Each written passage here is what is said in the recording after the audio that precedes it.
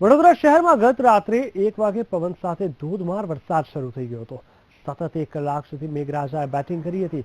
વરસાદને પગલે માંડવી, ન્યાય મંદિર, રાવપુરા સહિત વિસ્તારોમાં પાણી ભરાઈ ગયા હતા। અનેક વિસ્તારોમાં સવાર સુધી વીજ પુરવઠો પણ ખોરવાઈ ગયો હતો। વડોદરા કોર્પોરેશને જેલ રોડ વિસ્તારમાં દબાણોની જમીનો ખુલ્લી કરી હતી, તેથી જેલ રોડ વિસ્તારમાં આવેલા વૃક્ષોના મૂળિયા નબળા થઈ જવાને કારણે 25 થી 30 વૃક્ષો ધરાશયી થઈ ગયા હતા। સુરક્ષાગર તળાવ પાસે આવેલા એક મકાન પર વર્ષો જૂનું ઝાડ પડ્યું હતું। ફાયર બ્રિગેડ દ્વારા હટાવવાની કામગીરી પણ હાથ ધરવામાં આવી હતી।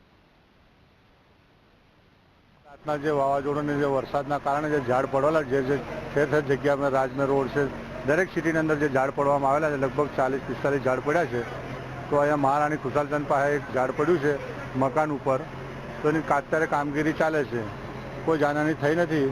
અમુક વિસ્તારોમાં જે રોડ ખુલ્લા કરવાના રોડ ખુલ્લા કરી નાખ્યા છે। પછી આ મકાન પરથી ઝાડ ઉતારવાનું બહુ વરનું ઝાડ છે, બહુ તકલીફવાળું છે, એટલે ધીરે ધીરે ઉતારવામાં આવેલું છે।